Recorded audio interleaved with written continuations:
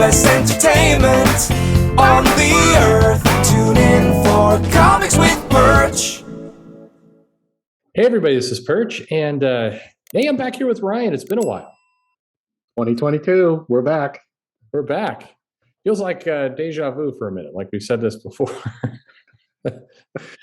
we had to restart the video recording, so now comes the do you ever do this? Now comes the test of can we remember the funny jokes we said the first time. Yeah, I mean, if you thought the audio quality is bad on this one, you should have heard the previous episode. It was much worse. That's absolutely true. But I don't know. I like things a little bit painful, so that's why I like to be choked. And then, actually, never mind. Let's so we're here to talk about the Eternals. You saw the Eternals again recently. Yeah, I saw it in the theater when it came out, and you said, "Hey, let's record an episode on it." And I was like, "Well, I should remember all the crazy people who are in this movie." That's a terrible decision. And so I rewatched it a couple days ago, and it's still a bad movie. But okay, all right. Well, spoilers. Spoiler. Yeah, I'd asked you. So you saw this in the theater, and I was thinking, okay, this is the first Marvel movie you went and saw in the theater, but you reminded me you went and see Ten Rings in the theater. Yep. And just for record, you liked Ten Rings or didn't like Ten Rings? Or Shang-Chi, as I say. Shang-Chi. Yeah, I mean, if we're ranking it, it's probably somewhere in that middle group. Okay.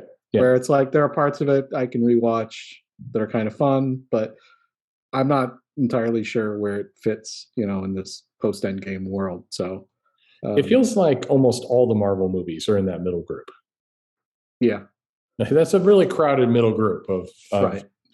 And with all the TV shows and stuff that are coming out, it's kind of hard to tell what is where and what would be, like.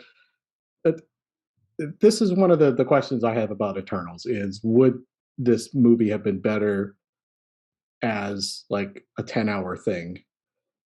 And it's very weird to say because it's not a very good movie, but having more of it might make more sense or have the stakes make sense. But it's not. I mean, it's not like I'm out here saying, "Oh, this terrible movie. I wish it was 5 times as long." But this movie is kind of in that weird space where they just tried to throw too much all at once, and maybe a TV show would be able to fix some of that. I mean, I had the same feeling, by the way. And part of it was because I watched it from home and got drunk, and so kind of fell asleep in the middle of it, and then had to watch it in 2 parts. So it was like I was watching 2 episodes because I had to come back to it. But so it is. So I'm curious. Okay, so we've revealed kind of what you think about it, but I think you're right. I think that if this show or if Eternals had been longer, which is, again, I agree with you. It's been a weird thing to say. Like, it was really terrible. I wish there was more. But if it had been longer, if it had been one of these Disney Plus, I mean, like, already it was a really long runtime. Like, it was almost 3 hours, right? Right. So right there, you've got 6 half-hour episodes. So if you add another 2 hours, God help us all. I mean, you'd have a 10 episode season, and you could put it out. And I do think it would have benefited from padding out a little bit and probably some spacing. No, and it just felt like half the characters are in their own separate movie anyways. So it's like maybe you could kind of break up their stories a little better, throw the flashbacks in, make them more character centric. Like, but they're just throwing like 10 new characters at you, at least 10. I mean, and then there's the kind of the other characters. There's at least 3 or 4 other. We got the Black Knight in there, and we have. Sure. We've got that deviant guy, like CGI monster people. Yeah. Right. CGI monster people. You got a giant celestial who shows up from time to time. Mm-hmm. Harry Styles. Yeah. Was that Patton Oswalt voicing Pip the Troll? Yes. Oh. Yeah. I think you like him better. I don't understand why they keep giving him work. He is annoying. Plus, he's a bitch for apologizing for hugging Dave Chappelle. Pip the Troll would not apologize for hugging Thanos. That's all I'm saying. All right. Not that I'm comparing Chappelle to Thanos, but you know. Yeah, I mean, I vaccine. just assume it'll be better when they try and actually use him in a movie instead of the after credit scene, because I have my the doubts. animation on that was the worst. It was really bad animation. Yeah. Yeah, it looked like somebody had a homework assignment that they tried to cram in on the weekend. It did not look baked at all. Right. No, and this movie in general, I mean, one of the good things is like I said before, it doesn't look like it was shot in Atlanta. It's like it's actually wherever. It's actually on a beach somewhere. It's actually, there's some mountains. They're in a forest. It's not just pine trees. Some of the deviant CGI is not great, and maybe the Pip the Elf thing isn't great either. But the kind of the landscape stuff is really nice looking. So yeah, it was nice that it was not Atlanta, but I mean they couldn't film in Atlanta because Atlanta is voting rights racist. What was the reason? I don't know. I actually wonder if like COVID impacted some of the filming schedules. Like, we're gonna have to go to the beach today, folks. We can't go and film outside the Coca-Cola Museum and pretend it's a desert. No, I mean, I just wonder if like some of the ways that they broke up the cast was just to get around. Well, we can't have everybody at the set all at once today, or there's weird scheduling. When you got 10 people, maybe that's hard to do too. Well, and Angelina Jolie's like 90, so she's a COVID risk. Right? Why, by the way, with all the filming that goes on in Atlanta, can't one movie film at that? What is it that rock that has the Confederate soldiers on the side of it? They do a laser show on Stone Mountain. Stone Mountain. Can't you do a battle scene on Stone Mountain? That'd be hilarious. I swear somebody did. No, but like in a Marvel movie. Like, I mean, imagine how funny it would be if you had like Ant-Man 3 and they're fighting on Stone Mountain and Ant-Man goes into giant man mode and he's the same size as the people on the rocks and he has to fight, I don't know, Stilt Man. And they're just, that'd be sorry. You can tell the interest of this movie by how much we're deviating from it. Okay, so this is one of the, I think this is the first Marvel movie that had a Star Wars crawl at the beginning of it. Yeah, that they had to kind of explain it in the beginning. That felt like we were in for some shit when that started. Yeah, anytime there's a voiceover or like a bunch of text that has to kind of, explain, that means something went wrong. Yeah, something went wrong. So this movie introduces us to the Eternals, which is, of course, a classic comic book creation that nobody's heard of, but Marvel keeps pushing like everybody has. But some great Jack Kirby art. And what was unique about the comic is that this art is super out there. It's like great costume designs, lots of colors, truly cosmic. But in this one, the Eternals are filmed in, muted blues and tans, by and large. It felt like a lot of the cosmic aspect of this, and when they showed the Celestials and other things, was buried under the fact that it was just they were using Zack Snyder filters. Yeah, but the whole deviant Eternal, so. Let me just make sure I kind of understand this. So the Celestial guy, he's like spreading his seed across the universe, so to grow new Celestials. Right. And so then he creates these deviants, which are predators, to I'm not sure why. Kill the dinosaurs. To kill dinosaurs. Right. Okay. But then when they got done killing the dinosaurs, they're like, well, we're here. We might as well kill the humans too. And they're like, oh shit, who could have seen millions of years later? Yeah, that was so his cosmic plan is to kill lizards in order for humans to show up and to take care of the humans and then kill all the humans. Right. Because the humans are feeding the Celestial with their inventions. Okay. Yeah. Yeah. Yeah. So this doesn't really make sense the more you think about it, right? No. I mean, this is crazy stuff, right? But I mean, in fairness, the Celestial is apparently, frantically masturbating all over the galaxy and just spewing parts of himself everywhere. And when you're doing that, you don't really think through a very crafted plan. Your goal is then to he's take like, that well, bag off your head before I'm you gonna die. go build some robots that Yeah. will go take care of it, and Yeah. they'll take care of it for me, so I don't have to be there.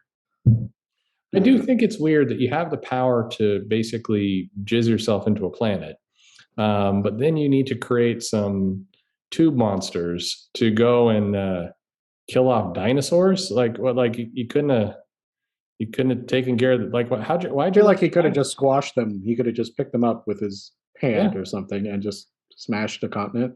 Well, it makes me Like- think that at some point, He could take an asteroid. Maybe he took the asteroid that killed the dinosaurs. Maybe he just threw it at the Earth.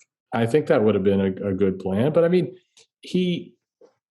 it seems to me like why are the dinosaurs there? Are the dinosaurs some kind of weird VD that maybe the Celestial at some point in the past like poked it into a black hole and came out with his junk on him, and so now when he tries to make celestial babies into a planet, it grows dinosaurs because he's got this junk. So it's like, crap, I shouldn't have screwed that black hole when I was drunk, and now I'm going to have to send some monsters down there to kill off the dinosaurs. Oh no, the monsters are bad too, so I'll make some robot people to kill off the monsters. And I just like always start with robot people. That's the thing. You always start with the robot people, and then nothing can ever go wrong. It's a very complicated plan to grow a planet baby. Yeah. So it doesn't make sense. Plus, here's what I don't get. So if the Eternals have different powers, and they all have the kind of unique powers, what's the point of some of these Eternals? Their goal is to come down, kill off the monsters that are killing off the people after killing off the dinosaurs. The robots show up, they take care of the planet VD problem, and then they just kind of hang out there helping the humans evolve. And some of their powers, like Phastos or Phobos, Yep. Phastos. Yeah. His power makes a lot of sense to help if the goal is to get the humans to, advance and Engineering, right. Yeah. There's like two classes of them. There's the ones that kind of help people and are kind of useless in a fight. And then there's the ones that are just built for fighting and all they do is fight. I mean, once you've taken care of the deviants, which apparently, from what we've heard, was pretty easy to do. They get down there and they fight them off for a while, then like they go away unless they get frozen in ice, which always happens again when you sleep with a prostitute. You got to put it on ice. But anyway, but like what's the point of Sprite? Why? Yeah, no. I mean, we're gonna fall in a weird hole. Like, why make a robot that is taking care of your seed that is a child? Why make one who is deaf? Why not make one that doesn't look like a person or is green or purple? I mean, none of it really makes sense. Well, I mean, why also are they supposed to not interfere?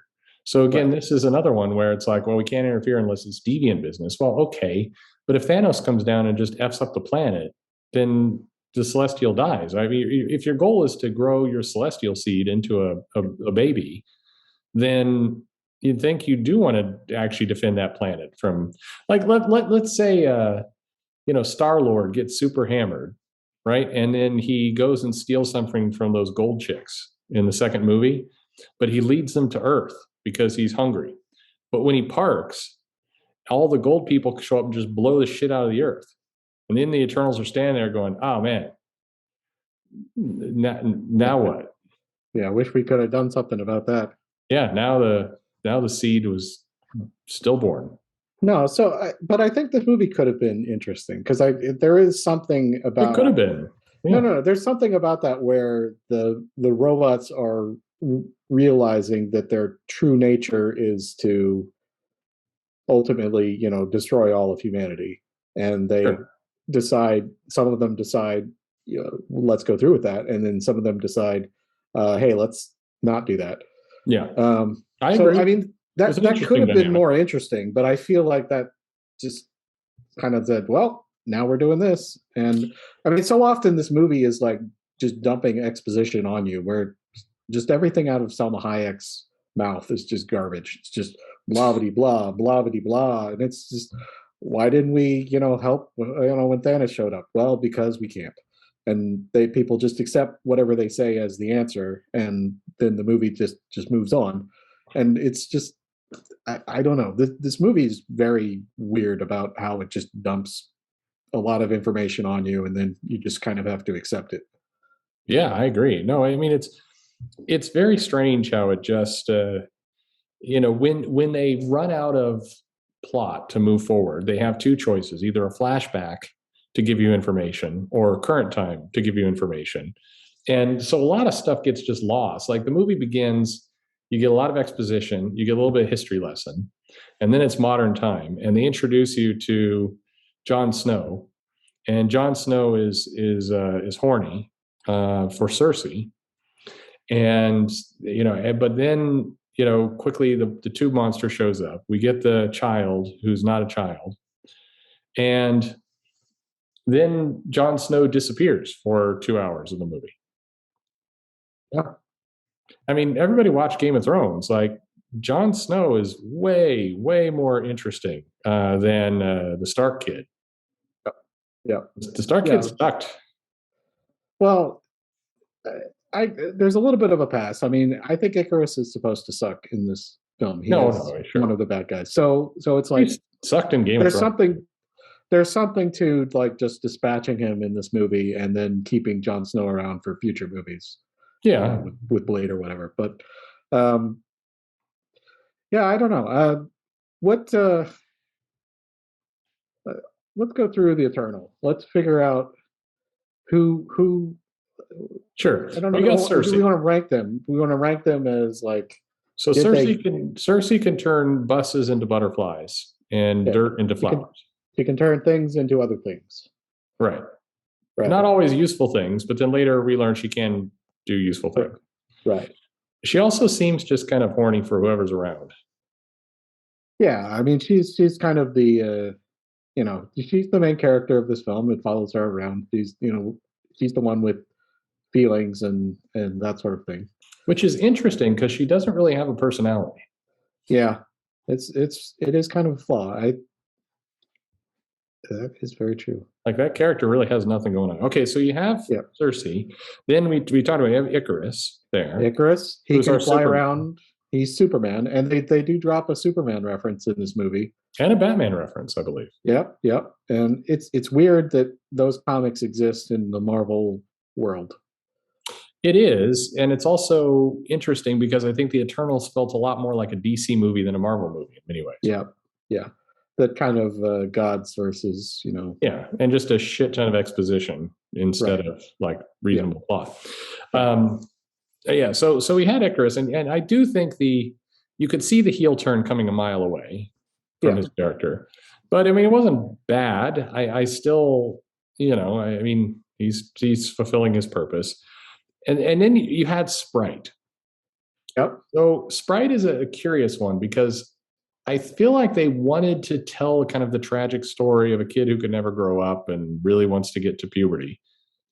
And they do give you that kind of weird scene at the beginning where, she clearly wants to fuck, but is a kid.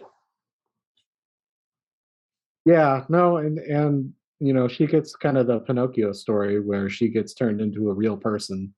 Mm-hmm.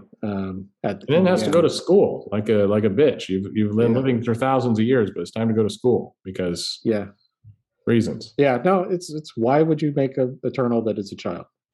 Just what again? What is so Sprite can create illusions, which seem not terribly useful for deviant fighting and completely useless for getting humans to advance mentally and technically so that they feed your celestial sperm. It's kind of confusion and hey, look over here and disappear. Of all the actors, it felt like Ikaris and Sprite though embraced being kind of alien the best. So Ikaris would fly around just like with his body all stiff,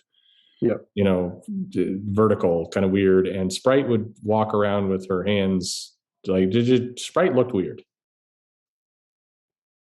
Just and how she moved around is fine. All right, but then you have You know, The next level down kind of characters. yeah. Let's So see. you've We got can go Angelina Jolie. You've got Thena. right, Thena, right. He makes Ironically, weapons. an actress who's also caused a lot of people to masturbate. Yeah.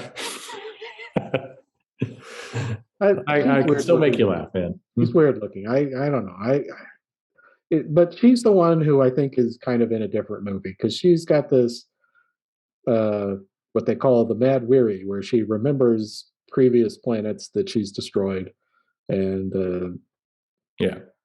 uh, So she's crazy town. And just what's right, weird is the madness just immediately causes her to attack her friends, as opposed to right, a madness that would cause her to act erratically. I mean, it's like whenever she turns evil whenever she loses her memory some. right. And she has kind of a thing going with the deviant guy who absorbs everybody's powers. Yeah. Um, yeah, well, yeah, and she kind of pairs up with Gilgamesh, the guy who Yeah. punches. Gilgamesh, I liked Don Lee. I liked the Yeah, actor. That was one of the characters. If I'm thinking about this movie, yeah, I'd like to see a lot less Sersi, who had no personality or point. Probably less Sprite because I didn't care. Ikaris, fine, I guess. Angelina Jolie. Why did right, the Celestials give her lip implants? I don't know. But Don Lee Gilgamesh was pretty awesome. I like that yeah, character. Like there's a character. It's like I hope this character joins the Avengers, like in the comic book. And certainly this character with almost more charisma than anybody else in this movie. They'll definitely do big things with him. yeah. But they But he gets kill killed. him. Yeah, they kill him. Yeah, that makes perfect sense. Yeah. Um, And then I don't know. I thought he was pretty damn good. And then we had yeah, Makari. right. Makari, who is basically the Flash. She is the Flash. She runs fast, but she is deaf. Is that and speaks in sign language? Well, I mean, as we all know, if you run really fast, you lose your hearing. Okay. That's Yeah. like Usain Bolt. Of Something, course, something about vibration, he is and deaf. it's like, sure, it, I did think that Makari had one of the clever uses of speed powers in a movie. Like they did, like the fight scene at the yeah, end. Makari was the one that was most interesting to watch right. fight. Yeah, she was fighting. She's running around the world looking for things. She's kind of a kleptomaniac, and she just steals stuff. Yeah, for sure. She has a thing with the mind control Druig guy. And Yeah, so Druig, that's kind of fun. Druig, I liked. I liked Druig. Yeah. I think Gilgamesh was my favorite character. I think Druig was probably second in that list. Well, I mean, that's why I feel like there's a ranking. And again, if there's like an episode for each of them or for like two of them, then I feel like you can dig into kind of what their deal is. Yeah, Like so Druig was mean, but he was like, "Hey, can I use my powers to just stop all of this? Why don't I just do that?" which again seems like if you want to cut to the chase quickly and get this celestial seed moving, yeah, then you get Druig and you get Phastos teamed up, and you're done. yeah. I don't know. No. We don't need any of the rest of them. Right, and I mean, what is he for if not just to do this? I mean, it's Sure. Why is he even on the team? Yeah. So like Sprite, like what? Why? Yeah. Why is he there? So he's Why do you need a mind powers. control guy? Nobody. I mean, it's useful, but they don't want him used, right? They only like is his only purpose is to kind of mind control the humans out of the way of the deviants when they come crawling up on the sand, and so Ikaris can burn them alive, and then that's it. Yeah, that's it. Why is he there? Yeah. What are you doing? I think again he is to make everybody forget that they saw whatever they saw or something like that. I make me forget I watched the movie. Yeah. So how about Ajak? My favorite character though. I know who your favorite character is. Well, okay. We'll save to the end. I can guess. All right. It's not Ajak. Right. No, Ajak, and she gets killed pretty early on, and she's the leader. She's a healer. She lives in North Dakota or something. What do you need a healer for? You got super powered robots. Like You're, again, why can't you have a Phastos Druig team that gets the humans moving. And if you need to kill off the deviants who killed off the dinosaur STD, then just make 5 or 6 Ikaruses. Like make 5 of those and then send them all down. They can still get injured, apparently. I don't think they're indestructible. But who cares? Yeah, no, I mean, again, they're robots. You just make more robots. Yeah, make 50 Ikaruses, and then a couple of them get broken. I mean, what do you care? Like, was there any sense that we needed to keep the Eternals alive for some reason? And why did we keep them in the dark? Again, couldn't you have told them at the beginning, like, hey, you're some robots, go down and clean up my STD so the alien baby can be born? Wouldn't that be simpler? I mean, just as a celestial plan, it would have made a more boring movie, but all right, so. All right. Well, that brings. Well, no, we got Phastos. How do you like Phastos? I like Phastos is okay. Yeah, I liked him okay. They gave him a thing with Hiroshima where it's like, well, he's the engineer. That's his superpower, and he regrets helping them build the atomic bomb. Or I don't know if it's a direct he gave them the bomb or he gave them the seed of information thousands of years ago that led to them developing the atomic bomb. I'm not sure that they connect the dots. He just feels bad about it. Well, Phastos gives them both technology, but also ideas about how to maneuver their society, which leads me to ask the question. So Phastos gave them the idea for slavery then, right? I mean, possible. I mean, they got the idea from somewhere. Phastos. All right. So Phastos invented racism and everything else. We've established that. That's what I think. No, but he has a family. He's doing okay. Yeah. First, more openly gay couple in an MCU movie, which a lot of people made a big deal about, but really didn't matter whatsoever. No, that didn't matter. It was fine. Yeah. This movie also gave us a sex scene between Ikaris and Sersi, which also didn't matter. Yeah. Yep. Like, that was some boring, dry old sex. Yeah, they're out in getting sand in there, plowing fields. Yeah, I hate sand. He was plowing fields, and there was sand everywhere. Yeah. But now we get to, I think, I can tell your favorite Eternal, Karun. Well, I mean, the valet is probably my favorite Eternal, but Kingo, finger guns. Finger guns. Yeah. That's his superpower, is that he shoots lasers out of his hands. Yeah. And he makes finger guns. Yeah, another useless character. Well, he has lasers. I mean, for fighting, he can. But he shoots the lasers at the deviants, and it shows the laser like bouncing off of it. Like, he sucks. Well, he can also dance. Yes, that's true. All right. Well, okay. Okay. So Kingo was great. I enjoyed him, but I think what what I'm confused by, and then we'll go back to what I enjoyed. What I'm confused by is he went and got himself in amazing shape for this movie. Like, you saw the photos, he's got a shirt off and he's like cut. And then they never had him with his shirt off in the movie. Like, and he has loose clothing most of the time. Like, what was the point? I mean, if somebody was paying you to get in shape, I think, they gave you a trainer. I think you do that. If somebody was paying me to get in shape, I'd take that money and I'd buy more whiskey. Oh, well, okay. That's what I would do. Plus, regardless of how in shape he got, he pales in charisma to his incredible valet, who is the best character in this movie. Yes. Yeah, like, but I feel like the pair of them, Karun, the pair of them are really great. But the pair is good. But Karun is. I mean, I enjoyed the scenes Karun was in. I wish the movie was just about Karun.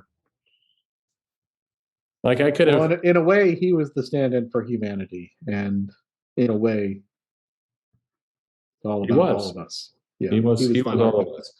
I liked him a lot. I thought he was fun. I mean, I know the Marvel, quip humor is a tried out trope, but I legitimately found, and maybe it was just that we had this boring drudgery of crap of exposition, and so this guy would show up saying and doing silly things, and that was. No, everything was great except when the Kingo just decides to walk out of the movie at the final battle. He's just like, you got half of them deciding to, or two or three of them deciding to go ahead with the plan, and you have the rest fighting against him. And he's like, I don't want to fight against my friends. I'm gonna just leave. Yeah. Why did he do that? He just I takes don't off. know. I mean, He takes I off, think it's taking the interesting. charisma of the movie with him. Right, exactly. It's like this movie could have used a little more Kingo. Just coming in at, could have Han Solo come in at the last second, shoot his finger guns Yeah. and Perun's say, behind "Hey, him, I'm here to filming save it. the day." Yeah. That would have been good, because when he left the movie, it is like they sucked all the charisma and enjoyment out of the Right. movie. No, I mean, I think they're trying to say that there's like, multiple sides to this, and his motivations kind of make sense, but not in a movie way. They make sense in like a realistic way. And I'm not here for the realism in this space movie. So, I mean, I just felt jealous of him. He's like, I'm not putting up with this anymore. I'm leaving. And I'm like, yeah, why can't I do that too? right, exactly. Yeah. And then I guess, we have to, we did mention earlier, so you had Kit Harington there as the Black Knight, who I thought was really underused. And then we had the voice of a Blade. Yep. And I'll be honest, I don't know that I want to see a Blade Black Knight movie. I don't. Yeah, I mean, again, I don't know how they're gonna use that. I feel like there's a bunch of, um, Like, what was even the point of, like you could remove the Black Knight from this movie completely, and it would not really change anything. no, I mean, he could just be, some guy who's, her boyfriend, and things would be just kind of okay. I mean, the end of him kind of debating whether or not to use the sword. I mean, like you're bringing that character in, but for what? For a Disney Plus show down the road, or like what are we doing? Yeah, I mean, I feel like there is some sort of mystical, well, not Doctor Strange, but there is some sort of Blade, uh, vampire, Spider-Man sort of thing that they could do. It just, I don't see how the Black Knight really fits into that all that much. No, it didn't feel like that made a lot of sense. But anyway, so basically, kind of as we've done the plot, so you can kind of divide this movie into the Eternals show up, some shit happens, they need to come back together, they have a schism of beliefs, they kill off the Eternal sperm baby. They turn them into ice or stone. Is that? Yeah. Yes. Cold stone. Cold stone? Is that what they? Yeah, they're going to make ice cream out of them now. Oh, that makes sense. Yeah. Yeah. And then Ikaris just flies into the sun. Yeah, he's like, well, I'm out. Yeah. You know what this movie kind of reminds me of? Westworld. Well, yes, garbage, but kind of Westworld. There's kind of I mean, yes, there's like little robots, and they are robot people fighting what they're programmed to, and they murder people and do stuff. But like, there's kind of a Westworld vibe that they could have gone with, but ultimately is a very dry, boring Westworld. I mean, so many people have said that they want Marvel to break out of this formula that they're in, and they're like, it's they really want different kind of movies, so they gave that to us. Yeah, but I I mean, here's my question. Like, I'll take the formula. Here's my question: Is I feel like a lot of Marvel's movies have this like third act problem. Everybody's talked about this, where the third act just comes of just gobbledygook battle of CGI crap. Right.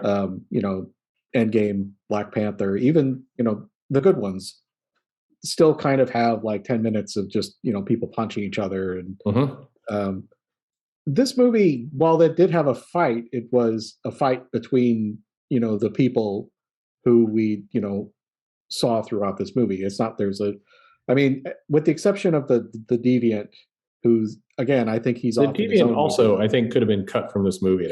Completely. Yeah. Right. Him and Jolie could be totally removed, and this movie is basically the same. Well, yeah, I mean, the Deviant gets this twist where the Deviant's able to suck their powers. Right. So he has Ajax's healing power, and then he gets Gilgamesh's punch power. Yeah. And that it doesn't matter. It doesn't matter. Yeah. And he sort of helps them at the end, and he sort of hurts them at the end, and then at then he's just in a cave. And I mean, yeah, I agree. If this had been a series, you could have had the creeping threat of him. You could have had the creeping realization that they're there for bad purposes, and they didn't know it. And then who knows it? And then there's some heel turns there, and some people betray them. And I think there's some interesting things that they could have done as a series. And I think they get the gang together, and then the last 2 episodes they're fighting, each other or something. But yeah, fight off the deviant in the second to last episode, just to find out that they've got to fight each other to get rid of the Eternal. Yeah, and you do an after credit where this terrible CGI Patton Oswalt Pip and Harry Styles, who has the power of rape, show up. Yeah. So where does this movie leave all the characters? So 3 of them are with the Celestial. Right. So Thena, they're going to be judged. Who's with the Celestial? Thena is there. No. I think Thena, Makari, and Druig are on a spaceship, and they meet Eros. Right. That's right. And then Sersi and Sprite. Phastos. No, Sprite is a real person now. But does Sprite get sucked up, or she? No, she does not. Okay, she just gets. That was one of the things. So I think it is Kingo, Sersi, and Phastos that are going for judgment. Does that account for everybody? The fact that we don't really know or care says a lot. Right. No. So they're going off to Judgment Land, which will probably be like a Guardians of the Galaxy. Well, movie. Yeah. Where do they go? I mean, I can't imagine we get Eternals 2. I mean, we might. I mean, fuck it. I mean, Disney, what do they even care at this point? Even the Eternals, as much as it was bagged on, was profitable. They're all making money. So, I mean, why not make it? You can make Eternals 4 and 5. Screw it. Who cares? Disney movie every month. Yeah. But put it on Disney Plus. I mean, why not? Well, now, now you have to have a cosmic. They're going to get judged, and but it's not going to show up in Thor. Thor: Love and Thunder has something else going on. Guardians 3, maybe you could bring the Guardians to that, but I don't want to see Drax and Groot all tied up in this shit. Do you? I mean, no, I don't know. I mean, if they never, well, I feel like with bringing on Eros, they're going to try and do something with that group, that group's got to go save Sersi. They got to save the other 3, yeah. But I mean, the conclusion of that movie is the Celestial's like, hey, I'm going to decide whether humanity is going to be spared or not based on your memories. Yeah. And what they're going to do is the Celestial's be like, I think I should destroy him. But then they're looking the memories, and the Celestial will find that Sersi had found love, and they'd seen a baby being born, and all this other cute shit. And the Celestial's like, wow, humanity's really great. I can't get rid of them now. Yep. That's the first half hour of whatever sequel this TV show, whatever. But then the Celestial Artham just is like, well, all right, I've got to spare them because they seem pretty good. They've got puppies. I watched some TikTok, and that was pretty good. And these are pretty good. I don't like that. I don't like that Hiroshima. That's pretty bad. And that slavery thing you did there, Phastos, was pretty dodgy. Phastos, big dick. And then he lets him go. And then Star Fox shows up and has sex with Sersi, and then the movie's over. Yeah. Okay. I mean, I'd watch that. Would you? I don't know. I mean, parts of that. Maybe they bring the Fantastic Four in there, and Star Fox has sex with the Invisible Woman. I don't know. Anyway, so not one of Marvel's finest outings, you're saying? No, and it's like like we said, I think there are things there that could be rehabilitated and used in future shows, and I think there were things in this movie that could have made it more watchable. But all right, here's a controversial thought for you. I think this Eternals should have been a 10-part Disney series, and I think Hawkeye should have just been a movie. Yeah, I mean, Hawkeye was only what, six or seven episodes, anyways. It So was, and I think Hawkeye was bloated. Like you could have trimmed that thing and had a less yeah, clusterfucky of a movie. yeah, but you would have had to lose like the swordsman guy, and I like him. Well, I don't know. You didn't have to lose him. I think you could have lost the Kingpin. I mean, I Yeah, love seeing the Kingpin again, but that was pointless. yeah. And I don't know what I don't know. I don't think Echo did a whole hell of a lot either. So I mean, they're just creating content up. They're sure. just creating. They're just feeding that Disney Plus. So what? I mean, how does the Eternals compare to Hawkeye? Which one did you enjoy more? Oh, I think I like Hawkeye way better. I mean, the We'll have to do a video on Hawkeye. okay, but I mean the macaroni scene and the two girls, in the elevator, just pushing all the buttons and Yeah, just all that, very entertaining. fun. How about other Marvel shows that are out there, like the Marvel Book of Boba Fett or Marvel Secret of Sulphur Springs? Like, how does it compare I, to those? well, I haven't seen the Secret of Sulphur Springs. I think that's a Marvel show. I think everything is a Marvel show. Yeah, if you look at it like that, Yeah, uh, it's Book really of all a Boba Marvel Fett. show at this point. Sure. The Beatles documentary, Marvel show. Yeah, I mean, I'm kind of waiting for Professor X to show up in that Beatles doc, and you know, That's Sex with uses. Paul. Well, I don't know what that, but Well, hey, thank you very much for talking Eternals. It was a movie. it was a movie. Where does it sit on the Superman 3 scale? I mean, I'll watch Superman 3 over this movie any day. Absolutely. No doubts. All right. Well, hey, everybody, let us know your comments or your thoughts in the comments below. If you like this movie, hate this movie. Do you want to see more of the Celestials having sex with planets? Let us know that too. And thanks for listening. Goodbye.